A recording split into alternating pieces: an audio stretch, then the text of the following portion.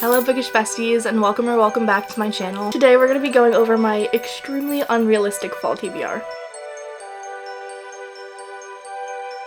So this is just a generalization of the books I want to get through for this spooky September-October season. I'm probably not going to be doing a separate September-October TBR since I'm really bad at sticking with monthly TBRs, which there is a TBR game that I'm making coming soon, so stay tuned. But we're going to talk through this lovely stack, and I can probably already recommend all of these to you just based on what I've heard from other people and what I can tell from the back of these books. I'm really excited for every single one of these. Are my main contenders. Let's see if I can actually get through all of them. First up on our list, we have Pumpkin Spice and Everything Nice.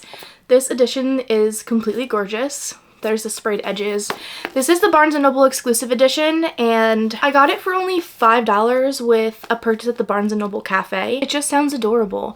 I think this is going to be a really wholesome, fun read. It is YA, so for those of you that don't like YA, I would not steer towards this one. The tagline on the back of the book says, "Lucy Kane hates pumpkin spice lattes," and I was like, alright, I already have beef with this girl, but that's okay. She lives in like a quaint New England town, and her mom owns the cute little coffee shop called Cup of Joe, and she's a barista there. She really hates like the busy fall season, and unbeknownst to them, there's a huge chain coffee shop opening up right across the street called Java Junction, and her new crush at school is the son of the people that own it. She's determined to make it like the best fall season for herself, her mom, and her mom's coffee shop, so obviously they can beat out this new big coffee shop. Then we have Falling Like Leaves. This is by Misty Wilson.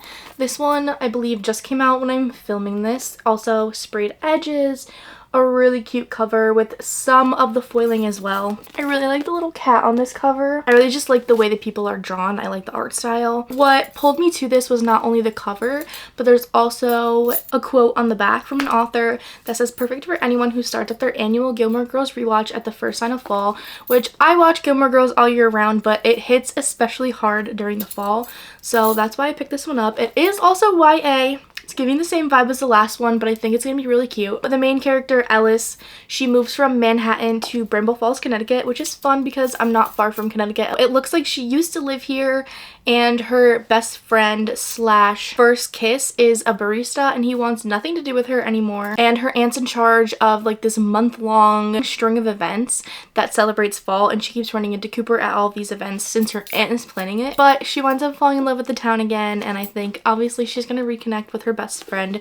So it's going to be kind of like childhood friends to lovers, and then she has to decide what she wants for her future because I think she's probably going to be later in her high school journey, so she'll probably have to decide where she wants to go to college and what she wants to do with her future. Okay, I believe that's the end of my YA books. Now moving into a spicier fall romance.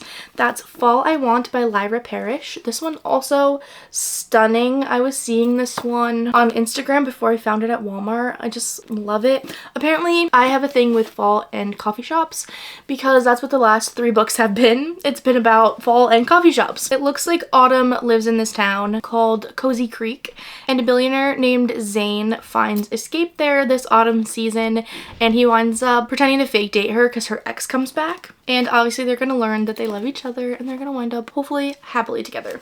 This one is actually my current read right now, and it is R.F. Kuang's new book Catabasis, and it's actually the prettiest thing I've ever seen. This is about Alice, and she's doing her graduate studies in magic, and she's basically about to defend her final thesis soon when her professor dies horrifically and his soul goes to hell. So her and her, I think like academic rival slash someone who she really doesn't get along with in her magic department, who's also really good at what she does, they journey into hell together to get back his soul. She doesn't know why Peter wants his soul back, but she knows she needs it in order to graduate. It's supposed to be like Dante's Inferno and Piranesi, if any of you have read those. I read The Pumpkin Spice Cafe last year, and I really liked it, and I really like Laurie Gilmore's writing. So I'm going to be picking up the Cinnamon Bun Bookstore, and I think this one is going to be a little bit sooner than some of the other ones, just because this one's more taking place in like late August going into the fall season, so I think this might be a fun September read just because it is kind of like a late summery early fall vibe, and that's kind of what's happening now. So this is about Hazel. She works at the Cinnamon Bun bookstore and she realizes that she has been playing it safe and basically been acting like an old lady her entire life, and she wants to go on an adventure, and she's really interested in Noah, who runs like the boat tours in the little town, and he is not originally from there, and he has interest in her too. And she finds someone's leaving her little notes in books around the bookstore to take her on an adventure, and I think her and Noah go on that adventure together, which so cute. Then I have A Witch's Guide to Magical Innkeeping by Sangu Mandanna, and I've been waiting for this one ever since I read The Very Secret Society of Irregular Witches. I think it's going to be extremely cozy. So this is about Sarah, and she resurrected her aunt from the dead, and she lost a lot of her magic. She's helping her aunt run a magic inn, and she's trying to reclaim her magic while also like getting her life back on track and helping her aunt. I think it's going to have found family in it, and it's also going to have romance with Luke. He's a magical historian, and I think he's going to come and be all uptight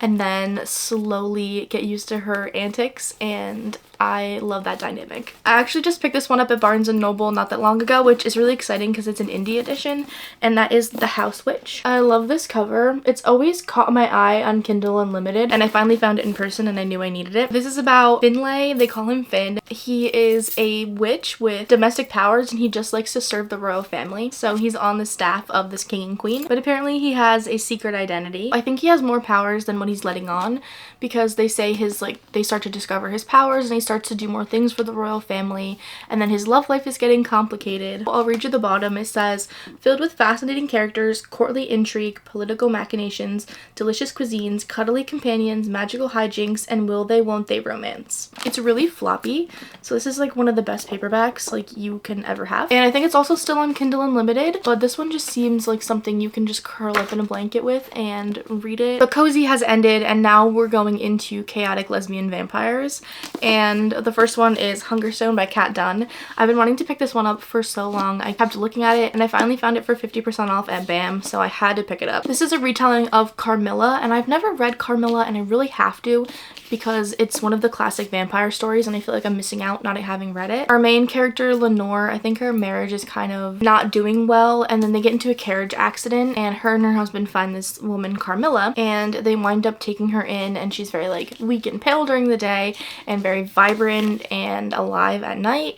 And then the town that they're living in, girls start to fall ill and have this like certain hunger. Lenore is torn between kind of fixing her marriage with her husband or leaning into the desires that Carmilla is bringing out of her. So I think I'm really going to be obsessed with this one. The cover is just immaculate. On the back it says, a compulsive feminist reworking of Carmilla, the queer novella that inspired Dracula. Then the basic piece de resistance of this entire TBR is obviously Bury Our Bones in the Midnight Soil. I haven't read this one yet, and I don't know why I haven't. I think it's intimidating me because I've heard it's slow, and I am the worst with slow books because not that I get bored, but I just fly through action and intrigue and mystery a lot faster. But this is a very character-based story, but I already know I'm gonna be obsessed with it and probably never stop thinking about it. Follows like 3 different timelines in the beginning. We have 3 different women. We have Maria, Charlotte, and Alice. So we have 1532 in Santo Domingo de la Calzada. That's Maria's timeline, and she grows up really wild. She does not like the idea of serving a man or being an object of a husband, so she makes a desperate choice. Then we have 1827 in London, and that's Charlotte. She lives on a very small estate, but she engages in forbidden intimacy, so they ship her off to London, and a beautiful widow gives her an invitation to be swept away so she can have her freedom. And then we have 2019 Boston, and that's Alice, and she's in college, but then she has a questionable one-night stand, and then she throws herself into the hunt for answers and revenge. In the cover, it has like yellow writing that like kind of goes through all of their stories, and then at the end, so it says, this is a story about hunger, this is a story about love, this is a story about rage, this is a story about life, how it ends and how it starts. So it's obviously going to have female rage in it, which is literally one of my favorite things, but it's also gonna show the desperation of females in every generation across multiple different locations, that all they want is their freedom and that they'll basically give anything for it. Those are all the books I'm hopefully going to be reading this fall. I'm excited for every single one of them, and I think it spans a wide enough genre because we have fantasy in there, We have a lot of romance. We have no horror books, which is interesting for me, but I haven't had any that have been calling to me lately. And I think I'm gonna get my thrill aspect from the unhinged lesbian vampires and also our journey through hell we're going to be taking in Catabasis. I think I'm really just feeling my cozy mood right now, and that's why I chose these books. So let's hope I stay in that mood and can get through all of these. I really want to get through Barrier Bones and Catabasis the most because I think those are going to be life-changing books. Stay tuned. Hopefully I can do a fall reading vlog and give you guys updates and ratings on those books. Let me know what books are going to be on your fall TBR, and if we have any in common. Don't forget to like and subscribe for future content. Happy reading and love you. Bye!